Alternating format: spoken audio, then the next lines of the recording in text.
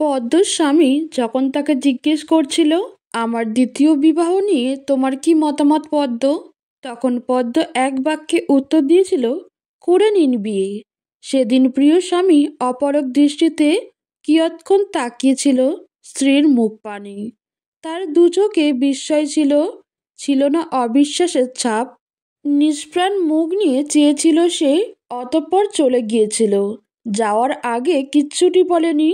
ওই দিনের পর আর স্বামীর সাথে কথা হয়নি পদ্মর। ওটাই ছিল শেষ কথা। আজ প্রায় কয়েকদিন হলো দেখা হয়, দৃষ্টি বিনিময় হয়, হৃদয় দহন হয়, কিন্তু মুখে কোনো কথা ফোটে না। পদ্ম ভাবে মানুষটা কেনই বা এখন কথা বলবে তার সাথে।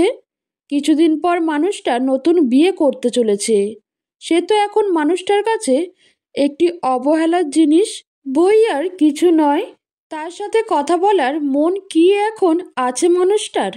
কথাটা মনে উঠতেই পদ্মর হৃদয় ভার হয়, নেত্র হতে জল ঝরে। পদ্ম আর তাহেরের বিয়ের 7 বছর পূর্ণ হয়ে 8 বছর চলছে এখন। যখন বিয়ে হয় তখন পদ্মর বয়স মাত্র 14 বছর। পদ্মর জন্মের সময় পদ্মর মা মারা যায়। পদ্মর বাবা এ নিয়ে মেয়েকে অলক্ষ্মী মনে করেন। রাগান্বিত হন সদ্য ভূমিষ্ঠ হওয়া মেয়ের উপর। রাগ করে বাড়ি ছাড়েন। এরপর আর কোনো হদিশ পাওয়া যায় না তার। পদ্ম বড় হয়েছে দাদা দাদির কাছে। অবহেলা অযত্নে বেড়ে ওঠা তার। কে জানতো আফজাল হালদারের দৃষ্টি এসে এই অবহেলা অযত্নে বেড়ে ওঠা কিশোরীর উপরই পড়বে। কি দেখে যে তিনি ছেলের বউ করার জন্য পদ্মকে পছন্দ করেছিলেন, সেটা পদ্মসহ সকলের কাছেই বিস্ময়ের ব্যাপার ছিল।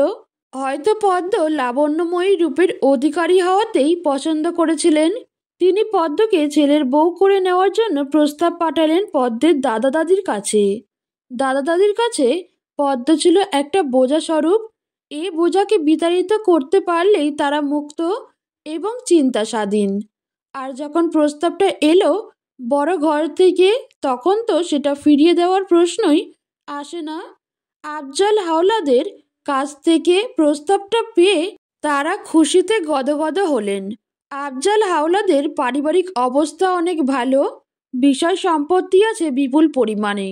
এমন ঘর থেকে বিয়ের প্রস্তাব পাওয়া ভাগ্যের ব্যাপার। যখন তারা নিজে থেকে বিয়ের প্রস্তাব পাঠিয়েছে, তখন এই প্রস্তাব হাতছাড়া করা মোটেই ঠিক কাজ হবে না। পদ্মর এত কম বয়সে বিয়ে করার মন ছিল না, কিন্তু তার মতের উপর যে কোনো গুরুত্ব নেই সেটা সে ভালো করে জানে। বিয়েতে অমত করলেও কোনো লাভ হতো না, তাই মনে মনে বিয়ে না করতে চাইলেও মুখে সে না শব্দটি উচ্চারণ করেনি। এছাড়া নিজেও ভেবে দেখেছে দাদা দাদির কাছে তার জীবন কষ্টের। বিয়ের পর শ্বশুর বাড়িতে গেলে জীবন কিছুটা সুখের হলেও হতে পারে। বিয়ের আগে স্বামীর মুখশ্রী দেখার সুযোগ হয়নি পদ্মর। দেখা হওয়ার সময় ছিল, চাইলে মানুষটা দেখা করতে পারত তার সাথে, কিন্তু করেনি। স্বামীর মুখ দেখেছিল একেবারে বাসর ঘরে। দুপুরের 1টা 6টা আলসে রোদের নির্জন দ্বীপ্রহরের পদ্মর মানসপটে হঠাৎ দূর অতীতের সুপ্তমুখ স্মৃতিটা হুড়মুড় করে উঠল। তার স্পষ্ট মনে আছে ওই রাতটা। স্মৃতির পাতায় গাঢ় লেপন ফেলে আছে ওই রাত।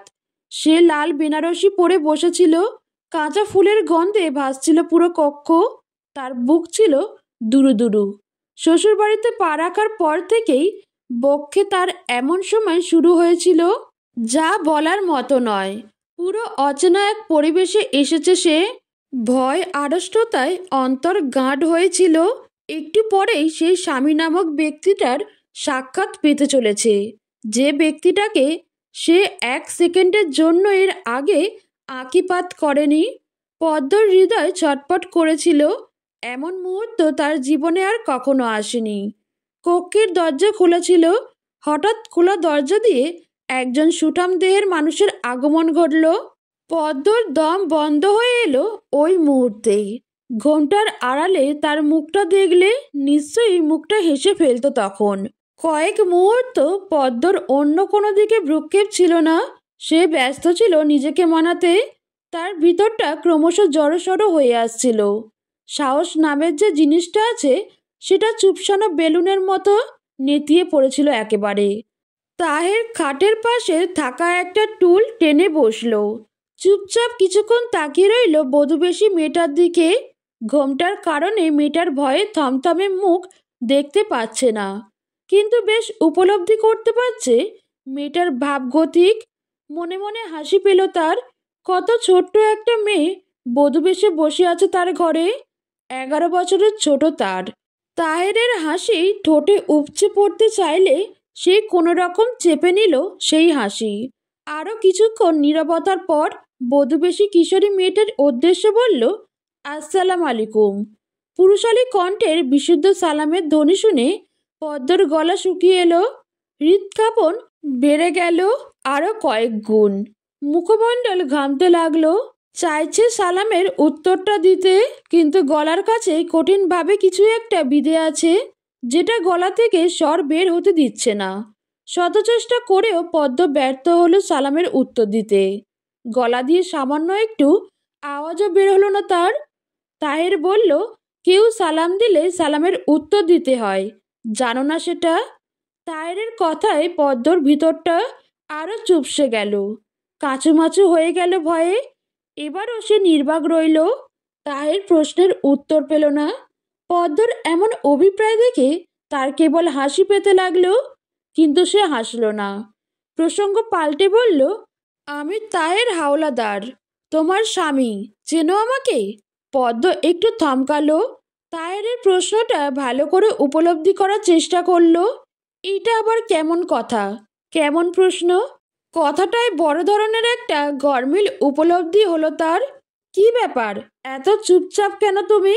কোনো কথা বলছো না কেন? পদ্মর থেকে এবারও কোনো সাড়া পাওয়া গেল না। তাহের ক্ষুদ্র একটা নিঃশ্বাস ত্যাগ করে বলল, ঠিক আছে, কথা না বলে ঘোমটাটা সরাও, দেখি তোমায়। দেখতে ঠিক কেমন তুমি? পদ্ম তাহেরকে এর আগে না দেখলেও তাহের ঠিকই দেখেছে পদ্মকে, কিন্তু এখন এমনভাবে বলল যেন সে ওকে দেখেনি এর আগে। তাহেরের এই কথায় পদ্ম লজ্জা পেল। সলজ্জ মুখখানিতে ছড়িয়ে পড়ল লজ্জার লাল প্রভা। তাহের পদ্মর এমন মৌন আচরণে একটু অধৈর্য অনুভব করল। টুল ছেড়ে খাটের উপর এসে বসল সে। পদ্মর মুখের উপর পড়ে থাকা ঘোমটাটার পদ্মটা নিজেই সরিয়ে দিল। পদ্মর নত মুখটা তখন আরো নত হয়ে এলো। তাহের ওই লাবণ্যময়ী মুখখানিতে চেয়ে থেকে বলল, মাশাল্লাহ, তুমি দেখতে তো খুব সুন্দর, কিন্তু তোমার আচরণ এত অসুন্দর কেন? গুরুজন একাই শুধু কথা বলে যাচ্ছে, অথচ তুমি তার কথাতে হু হা পর্যন্ত করছো না। তুমি তো খুব বেয়াদব আছো। পদ্মর মুখ কয়লা বর্ণ ধারণ করলো, মুখ শুকিয়ে একটুখানি। তাহের ওই মুখ দেখে হেসে ফেলল। প্রশ্ন করল, নাম কি তোমার? পদ্ম জবাব দিল না, তবে মানুষটাকে কেমন যেন মনে হচ্ছে তার। নিজের বউয়ের নাম কি জানে না সে? অবশ্যই জানে, তাহলে কেন আবার জানতে চেয়ে প্রশ্ন? মানুষটা যেন একটু বেশি ফটফটে। কি হলো, বলবে না নাম? আসার পর থেকে দেখছি তুমি চুপচাপ। কাহিনী কি? তুমি কি কথা বলতে পারো না? তুমি কি বোবা? পদ্ম যেরকম ছিল ঠায় সেরকম বসে রইল। তায়ের ওর নীরবতা দেখে বলল, যাক, শেষ পর্যন্ত একটা বোবা মেয়েকে বিয়ে করলাম আমি। তো বোবা মেয়ে, বলো দেখি, স্বামী পছন্দ হয়েছে তোমার? এই কথা শুনে পদ্ম লজ্জায় মরে যায় যায় অবস্থা হলো। সে বেশ বুঝতে পারল এই লোকটার মুখে কোনো লাগাম নেই। ঠোঁটের কোণে লজ্জা টানা একটা হাস্যভাব ফুটে উঠল পদ্মর। তার লক্ষ্য করে বলল, বোবা মেয়ে দেখছি, লজ্জাও পেতে জানে, বলে মৃদু হাসল। কিছুক্ষণ নীরবতা গেল। পদ্ম মুখ নত করেই বসে রইল। তাহের অন্যমনস্ক হয়ে জানালা দিয়ে বাইরে তাকিয়েছিল। হঠাৎই বলল, তোমার নাম পদ্ম, তাই না? প্রশ্নটা করতে করতে পদ্মর দিকে তাকালো। পদ্ম হ্যাঁ সূচক মাথা নাড়ালো। কে রেখেছে এই নাম? উত্তর দেবে এইবার, নাইলে ঠাটিয়ে এক চড় মারব। তাহেরের কথায় ধারালো তেজে পদ্ম কেঁপে উঠল। নত মাথাটা অগত্যা সোজা হলো তার। কাঁপা কাঁপা কণ্ঠে বলল, দাদি। হুম? ঈষৎ মাথা দোলাতে দোলাতে উচ্চারণ করলো তায়ের, আমাদের বাড়ির পিছনে একটা পদ্ম পুকুর আছে, যাবে সেখানে? পদ্ম তাকিয়ে রইল। তার মৌনতা দেখে বোঝা গেল সে যাবে। ওই রাতে তাহের পদ্মকে পদ্ম পুকুর ঘাটে নিয়ে এসেছিল। সময়টা ছিল শরৎকাল। অনেক পদ্ম ফুটেছিল পুকুর জলে। আকাশে চাঁদ, পরিবেশ ছিল জ্যোৎস্না মাখা। চাঁদের আলো থলথল করছিল পুকুরের জলে। তাহের বলল, তুমি আমার থেকে বয়সে অনেক ছোট পদ্ম। ও পদ্ম ছোট করে উচ্চারণ করলো, আমি তোমার থেকে কত বছরের বড় জানো? পদ্ম স্বামীর মুখের দিকে তাকালো। চাঁদের আলোয় স্বামীর শ্যামবর্ণের মুখটা সহসা আপন মনে হলো তার। মুখ দেখে যেন অনুমান করছে বয়সের পার্থক্যটা। বলল, 15 বছরের। তায়ের হেসে বলল, ওহ, 11 বছরের। পদ্মর মস্তক নত হয়ে এলো আবার। সঠিক উত্তরটা দিতে পারল না বলে মন খারাপ হলো। তায়ের কণ্ঠ শুনতে পেল আবার, পদ্ম নামের মেয়ের কাছে পদ্মফুল না থাকলে কেমন লাগে? বড্ড বেমানান লাগছে দেখতে। বলে সে সিঁড়ি ভেঙে নেমে গেল। জলের নিচে চলে যাওয়া সিঁড়ির ধাপে দাঁড়িয়ে এক হাত বাড়িয়ে একটা পদ্মফুল তুলল। কষ্ট হয়েছে ফুলটার নাগাল পেতে। 3টা ফুলই ঘাটের কাছে ছিল, বাকি সব ফুল দূরে দূরে। ফুলটা নিয়ে তায়ের ফেরত এলো পদ্মের কাছে। ঠোঁটে প্রাণোজ্জ্বল হাসির রেখাপাত ঘটিয়ে ফুলটা পদ্মর দিকে বাড়িয়ে দিয়ে বলল, পদ্মবিবির জন্য পদ্মফুল উপহার, গ্রহণ করো বিবিজান। পদ্মর 2 গাল বেয়ে উষ্ণ জলের ধারা গড়িয়ে পড়ল। স্মৃতিরা হালকা হয়ে মিলিয়ে গেল বাতাসে। পদ্ম চোখের জল মুছে নিল। এই মুহূর্তে সে সেখানটাতেই বসে আছে, পদ্মপুকুর ঘাটে। পুকুর জলে ফুটে আছে লাল পদ্মরা। এটাও শরৎকাল। এক শরতে বিয়ে হয়েছিল তাদের, আরেক শরৎ আবারও বিয়ে করতে চলেছে তার স্বামী। পদ্ম পুরনো দিনের জীবন সম্পর্কে ভাবতে লাগলো। বিয়ের পর জীবন তো সুন্দরী ছিল, সুখের ছিল। শ্বশুরাব্বা পছন্দ করে বাড়ির বউ এনেছিলেন তাকে, আদর যত্নে রেখেছিলেন। যদি কখনো প্রশ্ন ওঠে পদ্মের দেখা সবচেয়ে আদর্শ মানুষটাকে, তাহলে পদ্ম চোখ বন্ধ করে উত্তর দেবে, তার শ্বশুর আব্বা আফজাল হাওলদার। শাশুড়ির কাছ থেকে ভালোবাসা পায়নি পদ্ম। শাশুড়ি চেয়েছিলেন খানদানি পরিবারে ছেলের বিয়ে দিতে, কিন্তু পারেননি। আফজাল হাওলাদার পদ্মকে ছেলের বউ করার জন্য পছন্দ করলেন।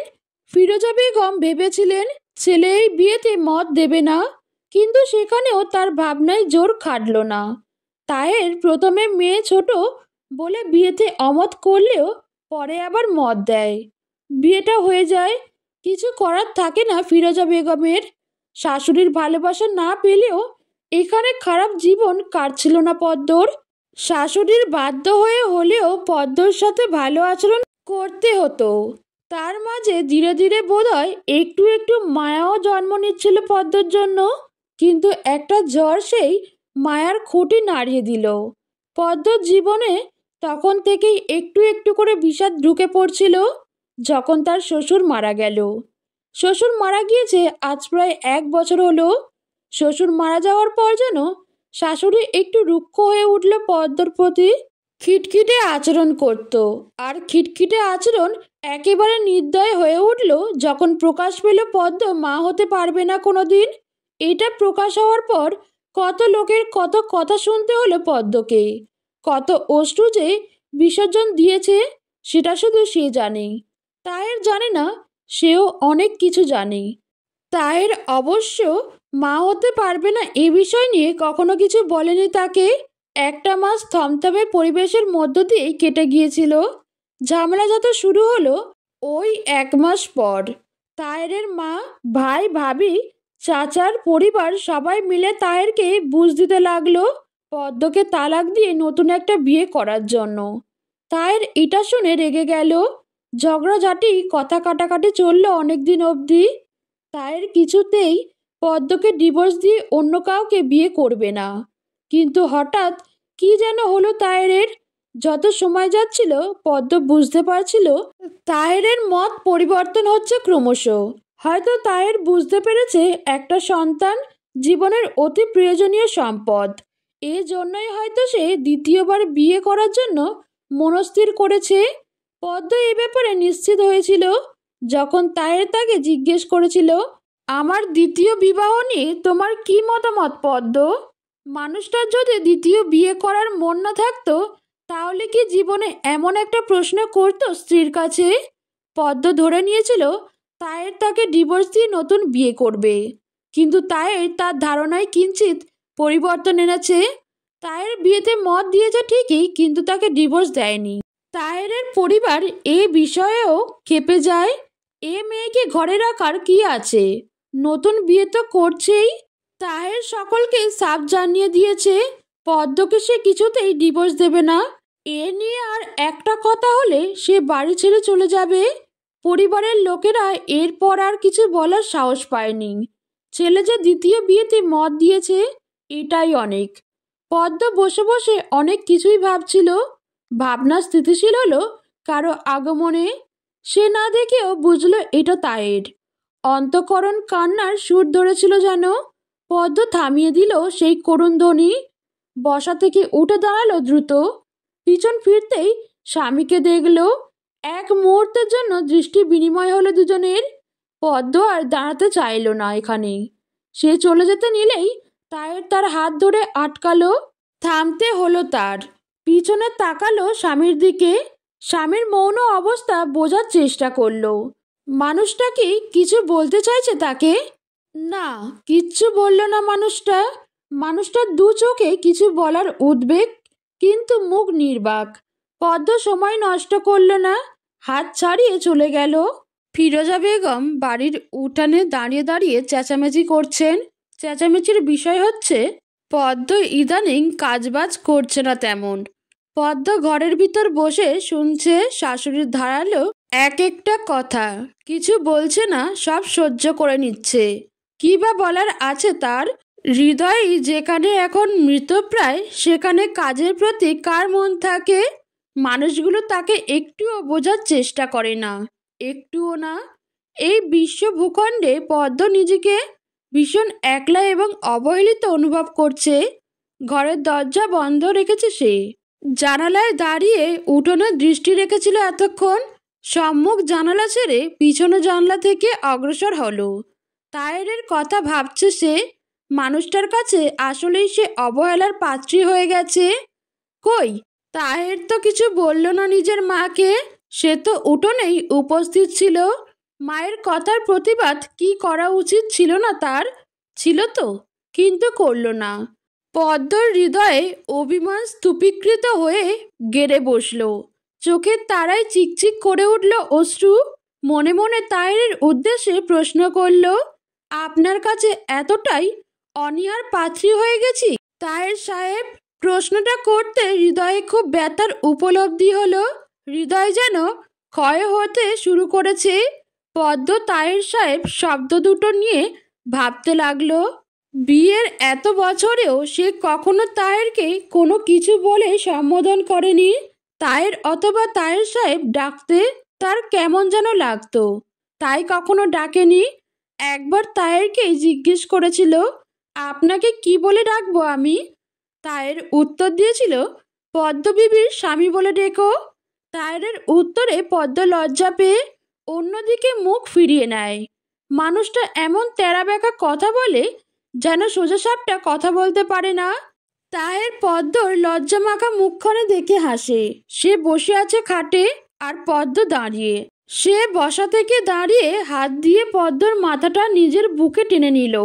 কিশোরী পদ্ম স্বামীর প্রশস্ত বুকে ঠাঁই পেয়ে জড়সড় হয়ে গেল একেবারে। তায়ের বলল, এত লজ্জা কেন পাও তুমি পদ্ম? এরকম লজ্জা পেলে তোমার নাম তো পদ্মবিবি বাদ দিয়ে লজ্জাবতী রাখতে হবে। আমাকে নাম ধরে ডেকো, তায়ের অথবা তায়ের সাহেব। তায়ের বলে দেওয়ার পরও পদ্ম তাকে নাম ধরে ডাকতে পারেনি। মনে মনে অজস্রবার নাম ধরে ডাকার অনুশীলন করলেও মুখে তায়ের শব্দটি কখনো ফুটাতে পারেনি। পদ্মর ঠোঁটের কোণে সাহসা একটা সরল হাসির রেখাপাত ঘটল। বিষাদ মাখা সরল হাসিটা যেন একটু বেশি নয়নাভিরাম মনে হলো। মানুষের আনন্দের হাসির থেকে বিষাদজড়িত হাসির বোধহয় প্রকৃত অর্থে বেশি সুন্দর এবং মর্মঘাতী হয়। পদ্মর হাসি থেকে এই বিষয়টা উপলব্ধি করা গেল সহজেই। বিকেলে পদ্ম শাশুড়ির ঘর ঝাড় দিতে এসেছিল। স্বামীর দ্বিতীয় বিবাহের জন্য ঠিক করা মেয়েটিকেও সে এর আগে দেখেনি, দেখার ইচ্ছে জাগেনি মনে। কিন্তু আজ যেন তার মন কেমন করল, খুব ইচ্ছা হলো মেয়েটিকে দেখতে। সে জানতো শাশুড়ির ঘরে টেবিলের ড্রয়ারের ভিতরে মেয়েটির ছবি পাওয়া যাবে। সে ড্রয়ার খুলে ছবিটা খুঁজে বের করলো। খুব গভীরভাবে দেখতে লাগলো মেয়েটার ছবি। মেয়েটা তার মতো সুন্দর নয় দেখতে, চেহারার ধরনও তেমন আকর্ষণীয় নয়। পদ্ম নিবিড় দৃষ্টি বুলিয়ে চলল অনেকক্ষণ ধরে। মেয়েটার ছবির দিকে তাকিয়ে থাকাকালীন কষ্টের একটা সূক্ষ্ম রেখাংশ তীর তীর করে একটা বিশ্রী শব্দ তুলে তার হৃৎপিণ্ড ছিদ্র করে দিল। একরাশ হাহাকার জেগে উঠল বুকে। ছবির উপর হাত বুলিয়ে গভীর গলায় বলল, কি ভাগ্যবতী গো তুমি।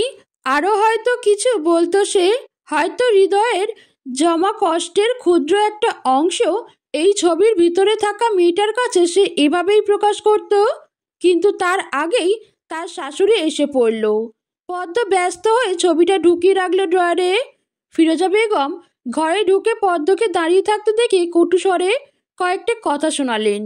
পদ্ম চুপচাপ হজম করে নিল। তবে আনমনে কান্না কান্না একটা ছাপ ফুটে উঠতে চাইছিল থেকে থেকে। পদ্ম কান্না চেপে বেরিয়ে এলো সেখান থেকে। ক্রন্দনের চাপা করুণ সুর ছড়িয়ে পড়েছে পদ্মর পুরো ঘরময়। হৃদয়ে চলছে অসহ্যনীয় জ্বালাপোড়ন। এত কেন কষ্ট হচ্ছে, এত কাঁদছে কেন সে? কাঁদতে তো সে চায়নি, একদমই চায়নি কাঁদতে। চেয়েছিল এক ফোঁটা চোখের জল ঝরাবে না, তবুও অবাধ্য হয়ে চোখের জল এত অনর্গল কেন ঝরছে, কেন ঝরছে? বাইরে চলছে বিয়ে উপলক্ষে উৎসব, উৎসব আমেজ। ওই আমেজের কাছে তার এই কষ্ট, কান্না কতই না তুচ্ছ। সেও অতি তুচ্ছ একটা প্রাণ এখন পৃথিবীর বুকে। পদ্ম দুই হাত দিয়ে বালিশটা আরো শক্ত করে আঁকড়ে ধরল। বালিশে মুখ লুকিয়ে ফুপিয়ে ফুপিয়ে কাঁদছে সে। এই মুহূর্তে শ্বশুর আব্বার কথা খুব মনে পড়ছে। শ্বশুর আব্বা বেঁচে থাকলে এই বিয়ে কখনো হতো না, কখনো না, কিছুতেই সে হতে দিত না এই বিয়ে। পদ্ম আজ দেখছে তার স্বামীর পাশে লাল বেনারসি পরে একটা মেয়ে প্রবেশ করছে বাড়িতে। ওটা তার দেখা জীবনের সবচেয়ে মর্মান্তিক দৃশ্য ছিল। নিঃশ্বাস বন্ধ করে দিচ্ছিল তার। স্বামীর পাশের ওই স্থানটা কোনো স্ত্রী কি অন্য কাউকে দিতে পারে? পারে না। পদ্মও পারছে না, কিন্তু তার সহ্য করতে হচ্ছে সব। সে সহ্য করতে বাধ্য। তার বারবার একটা কথা মনে হচ্ছে, তায়ের তাকে ভালোবাসেনি, সত্যিই ভালোবাসেনি। যদি ভালোবাসতো তাহলে শুধুমাত্র একটা সন্তানের জন্য আরেকটা বিয়ে করতে পারতো না। যদি মানুষটা সত্যিকারের ভালো নাই বেসে থাকতো তাহলে কেন এত ভালোবাসা দেখিয়েছিল? কেন করলো মানুষটা এমন? পরিবর্তন হয়ে গেছে প্রিয় স্বামী নামক ব্যক্তিটা, খুব পরিবর্তন হয়ে গেছে। ধীরে ধীরে বাইরের উৎসব আমেজ কমে গিয়ে পরিবেশ নীরব হয়ে এলো। কিন্তু ঘরের ভিতরে পদ্মর কান্নার ধ্বনি নীরব হলো না। ঘরের ভেজানো দরজাটা হাট করে খুলে গেল। ওই শব্দ পদ্মর কর্ণকুহরে প্রবেশ করে তাকে সচকিত করতে পারল না। পরিচিত আলতো এক কণ্ঠস্বরে তার জাগতিক চেতনা ফিরল। পদ্ম! চিরচেনা ডাকে পদ্মর কান্নার করুণ ধ্বনি থমকে গেল। বালিশে গুজে রাখা মুখটা হালকাভাবে উঁচু করল সে। তায়ের অক্ষির কোল্ডিংয়ে কষ্টের ধারা বাহমান হতে শুরু করলো আবার। কেঁদে উঠল অন্তরাত্মা। হাত দিয়ে আঁকড়ে ধরল বালিশ। নিজেকে যথাসম্ভব সংযত করে নামালো বিছানা থেকে। অশ্রু মুছল না। এটা গোপন করার কিছু নেই। তায়ের উদ্দেশ্যে বলল, আপনি এখানে এসেছেন কেন? তায়ের এক পা এগিয়ে এলো, আবারও কোমল কণ্ঠে ডাকলো, পদ্ম। দুজনের মাঝে দূরত্ব অনেক। ঘরে লাইট জ্বলছে না। চারপাশে আলো প্রবেশ করে ঘর মোটামুটি উজ্জ্বল করেছে। পদ্ম স্বামীর আঁকিজোড়া লক্ষ্য করল। মানুষটার চোখ কি ছলছল করছে? না, করছে না। হৃদয় ভাঙনের সাথে সাথে মুখ বেঁকিয়েও কান্না এলো পদ্মর, কিন্তু সামলে নিল নিজেকে। চোখের অশ্রু শব্দহীন বিসর্জন হচ্ছে। এমনই থাকুক, বলল, ওদিকে আপনার নতুন স্ত্রী আপনার জন্য অপেক্ষা করছে। আপনি নতুন স্ত্রী রেখে পুরনো স্ত্রীর সাথে কেন দেখা করতে এসেছেন? চলে যান, আমার সাথে দেখা করার কিছু নেই। আমি তো এখন পুরনো, মূল্যহীন আপনার কাছে। চলে যান। তায়ের কাছে এগিয়ে এলো। পদ্মর কুসুম কোমল মুখটি দুই হাতে আলতো করে ধরে বলল, কে বলল তুমি পুরনো, মূল্যহীন আমার কাছে?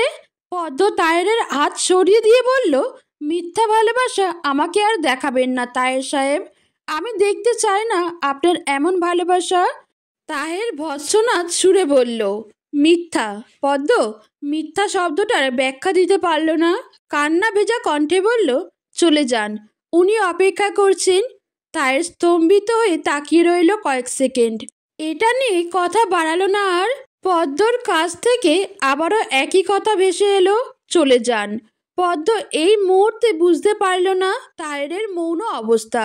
শুধু দেখল মানুষটা ক্ষণকাল তাকিয়ে রইল তার দিকে। তারপর দৃষ্টি হতে দৃষ্টি সরিয়ে নিয়ে একটা ঢোক গিলে আবার তাকালো।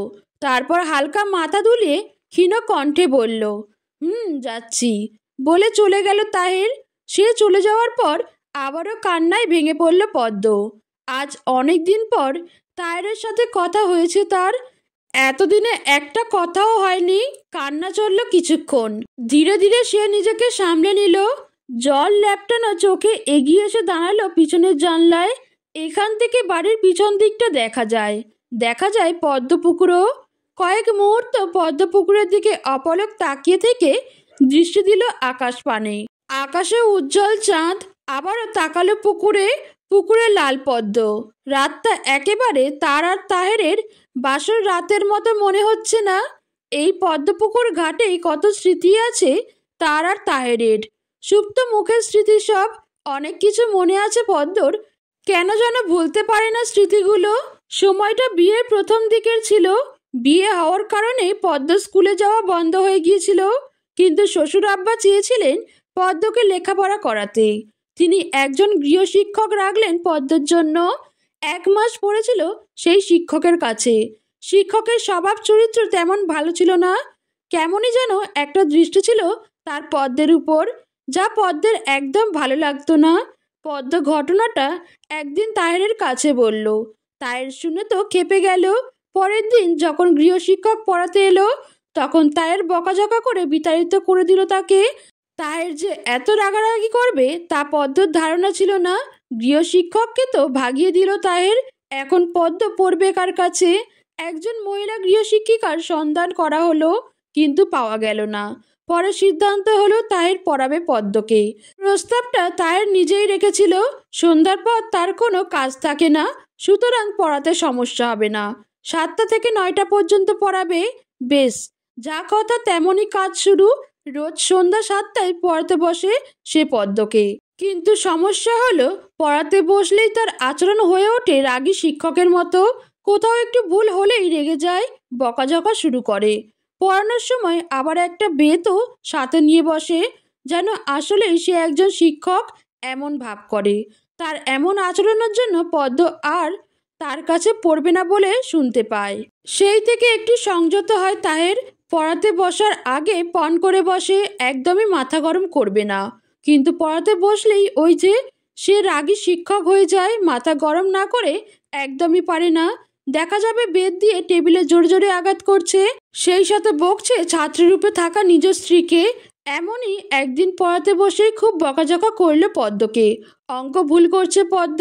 এত বকাঝকা এর আগে কখনো করেনি। সে সময় তাহের বকেছিল। সে সময়ই পদ্ম রাগ করে বের হয়ে গেল ঘর থেকে। মানুষটা একটু বেশি বেশি করে সব সময়। পদ্ম ওই দিন সিদ্ধান্ত নিয়ে ফেলল আর পড়বে না তাহেরের কাছে। রাগ করে গিয়ে পদ্মপুকুরের ঘাটে বসেছিল সে। অনেকক্ষণ পর তাহের এসেছিল তাকে মানাতে। এসে পদ্মর থেকে কিছুটা দূরত্ব রেখে বসলো ঘাটের উপর। বলল, এখানে এসে বসে রয়েছ কেন? ঘরে চলো। পদ্ম তার কথা কানেও তুলল না। তাহের বুঝলো মেয়েটা তার সাথে ভালোই রাগ করেছে।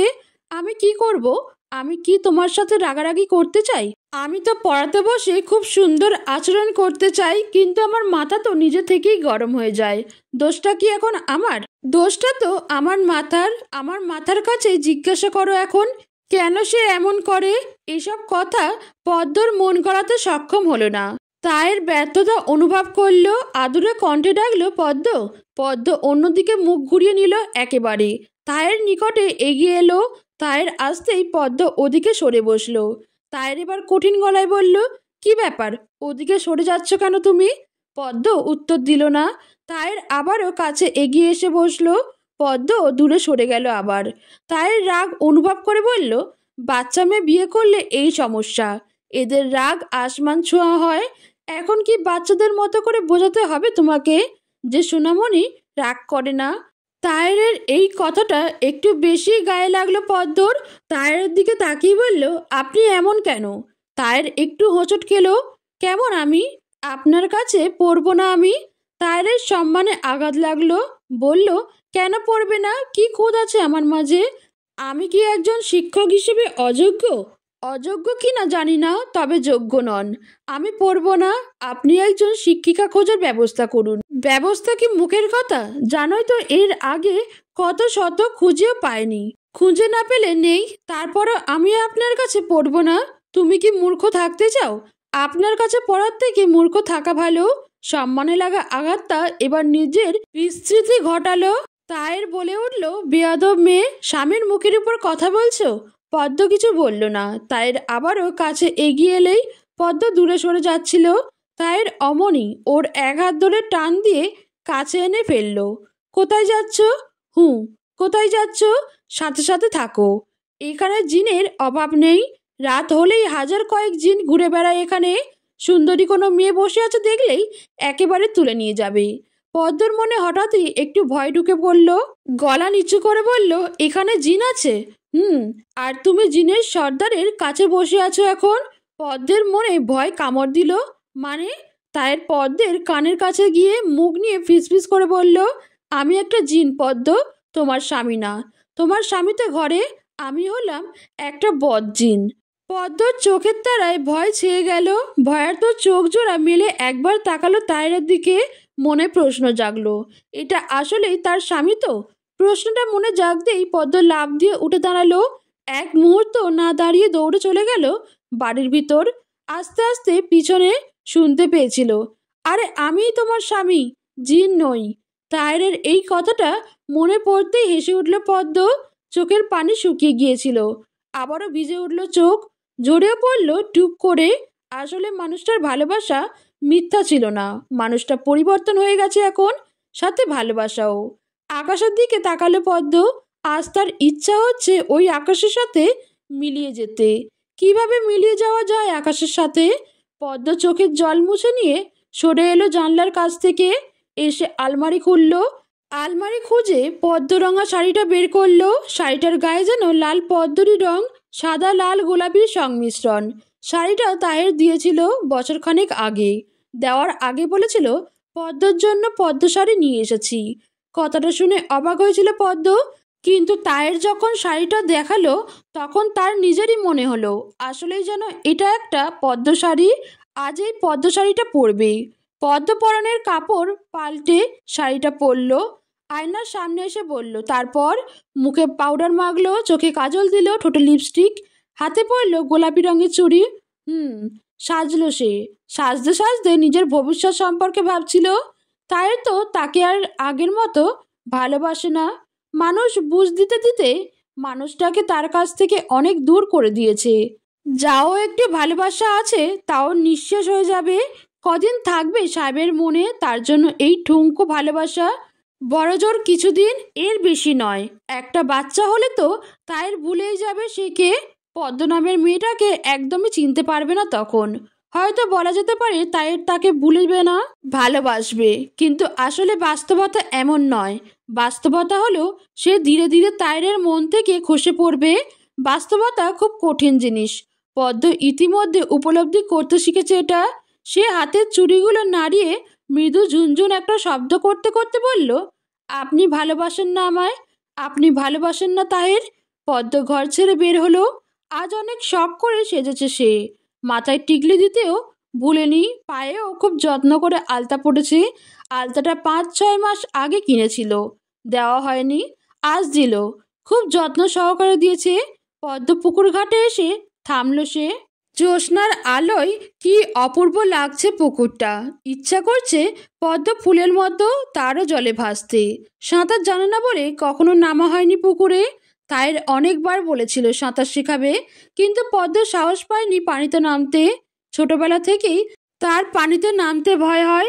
পদ্ম আশেপাশে তাকিয়ে রাতের প্রকৃতিকে 2 চোখ ভরে দেখল। প্রকৃতি আজকের এত সুন্দর লাগছে কেন? খুব সুন্দর এই প্রকৃতি। এত গভীরভাবে তো এর আগে কখনো প্রকৃতি দেখা হয়নি, আজ দেখল। কিন্তু এই দেখায় তেষ্টা মিটল না। পদ্ম পিছন ফিরে বাড়ির দিকে তাকালো। বাড়ির মানুষগুলো কি করছে এখন? না, সকলকে নিয়ে তার মাথা ব্যথা নয় আসলে, তার ভাবনায় তো শুধু তায়ের। সে তীব্র অভিমানে জড়ানো কণ্ঠে বলল, দ্বিতীয় বিয়ে করছেন তায়ের সাহেব? আপনি তো ভুলে যাবেন আমায়, একদম ভুলে যাবেন। আমার মুখটা দেখতেও একসময় বিরক্ত লাগবে আপনার। কি লাগবে না? আমি জানি তো লাগবে। আপনি কিন্তু আমাকে ভালোবাসেননি। না, ভুল বললাম, অস্বীকার করব না আপনি আমাকে ভালোবেসেছেন, কিন্তু এখন বাসেন না। যদি ভালোবাসতেন তাহলে দ্বিতীয় বিয়ে তো করতেন না। করতেন? উফ, কিছুতেই করতে পারতেন না। যদি এখন ভালো নাই বাসবেন তাহলে আগে অত কেন ভালোবাসা দেখিয়েছিলেন? অত ভালোবাসা দেখানো উচিত হয়নি আপনার। খুব কষ্ট পেলাম আপনার আচরণে। যে মানুষটা ভালোবাসতে শেখায় সেই মানুষটা যখন কষ্ট পাওয়া শেখায় তখন সেটা খুব কষ্টের হয়। এই কষ্টের গভীরতা অনেক, পরিমাপ করা যায় না। এত কষ্ট সহ্য করার ক্ষমতা আমার নেই। আপনার দেওয়া কষ্ট আমি হজম করতে পারলাম না, ক্ষমা করবেন। আপনাকে খুব ভালোবাসি আমি, খুব। আর ভালোবাসি বলেই তো আপনার মনে অন্য নারীর জন্য ভালোবাসা একদম মানতে পারবো না। আমার খুব হিংসা হবে। এতটা হিংসা আমি কাউকে করতে চাই না। ওই মেয়েটারও তো আপনার কাছ থেকে ভালোবাসা প্রাপ্য, এটা তার ন্যায্য পাওনা। ন্যায্য কোনো কিছুতে হিংসা ব্যাপারটা একদম বেমানান, একদম। আমি শুধু বলবো, আপনি এখন ভালোবাসেন না আমায়, ভবিষ্যতেও বাসবেন না, কিন্তু আমি আমার জীবনের শেষ মুহূর্ত পর্যন্ত আপনাকে ভালোবাসবো। পদ্ম নিষ্পলক তাকিয়ে রইল অনেকক্ষণ বাড়িটার দিকে, তারপর চোখ ফিরিয়ে আনলো। এক ধাপ করে সিঁড়ি অতিক্রম করে নামতে লাগলো। একসময় পানির নিচে চলে যাওয়া সিঁড়িতে পদচারণ করে ফেলল সে। কি শীতল পানির স্পর্শ, আবার অনেক শান্তিময়। দিনের আলো ফুটতে শুরু করেছে। পূর্বের আকাশে সূর্য আগমনী লাল বার্তা আভা। পাখি ডাকছে, শীত শীত সমীকরণ বইছে। অনেকের সালাত আদায় করা শেষ, অনেকে হয়তো আলসেমি করে এখনো বিছানায় পড়ে আছে ঘুমন্ত অবস্থায়। ফিরোজা বেগমের বোন শেফালি বেগম পুকুর থেকে পানি নেওয়ার জন্য বাড়ির পেছনে পুকুরে এলেন। তার হাতে বালতি, সিঁড়ি ভেঙে নামছিলেন। হঠাৎই চোখ পড়ল পুকুরের ওই প্রান্তে। যে দৃশ্য দেখলেন তাতে তার হাত পা ঠান্ডা হয়ে কাঁপন ধরল সারা শরীরে। হাতের বালতি পড়ে গেল। 2 চোখে আতঙ্ক, গলায় গণবিদারী চিৎকার করলেন, আল্লাহ গো! শেফালি বেগম ভারসাম্য হারিয়ে পড়ে গেলেন সিঁড়িতে। ওনার চিৎকারের শব্দ এত জোরে ছিল যে বাড়ির সকলের কর্ণকুহরে সেই চিৎকার শব্দ প্রবেশ করলো। এমনকি যারা ঘুমিয়েছিল তাদেরও ঘুম ভাঙল। ভোরের নিস্তব্ধ পরিবেশের মাঝে পরপর কয়েকটা দরজা খোলার শব্দ হলো, সেই সাথে কয়েকজনের উৎকণ্ঠা গলার স্বর। সবাই চিৎকার অনুসরণ করে পুকুর ঘাটে আসছে। সবার প্রথম দৌড়ে এলেন তায়েরের ভাই। এরপরই উপস্থিত হলেন ফিরোজা বেগম। তায়ের ও ব্যস্ত হয়ে ছুটে এসে উপস্থিত হতে পারল তৃতীয় স্থানে। ধীরে ধীরে সবাই উপস্থিত হলো পুকুর পাড়ে। সকলের দৃষ্টি পুকুরের জলে। ভয়ে থমথমে মুখ সকলের, চোখেও এত ভয় যেন কোটর ছেড়ে বেরিয়ে আসবে। তায়ের হৃদয়ে ধারালো কিছুর আঘাত লাগলো। নিঃশ্বাস বন্ধ হয়ে এলো তার। হাঁসফাঁস অনুভব হতে লাগলো। মনে মনে একটা শব্দই প্রতিধ্বনিত হচ্ছিল, শুধু না। পুকুরের লাল পদ্মর মাঝে আজ অন্যরকম একটা পদ্ম ফুটে আছে। ওই পদ্ম তায়ের সবচেয়ে দামি। এই মুহূর্তে এসে তার সংশয়ে পড়তে হলো, ওই দামি পদ্ম থেকে কি একটা সন্তান বেশি মূল্যবান ছিল তার কাছে? তায়ের হৃদয় ভাঙতে লাগলো। জলে ভেসে আছে তার পদ্ম। স্ত্রীর চক্ষু জোড়া জলে পরিপূর্ণ হয়ে উঠল। কণ্ঠ ক্ষীণভাবে ডেকে উঠল, পদ্ম। বন্ধুরা, গল্পটা খুবই কষ্টের। পদ্ম এমন একটা কাজ করবে যেটা কেউই ভাবতে পারেনি। আপনাদের যদি ভিডিওটা ভালো লেগে থাকে তাহলে একটি লাইক করে চ্যানেলটিকে সাবস্ক্রাইব করে দেবেন। ধন্যবাদ।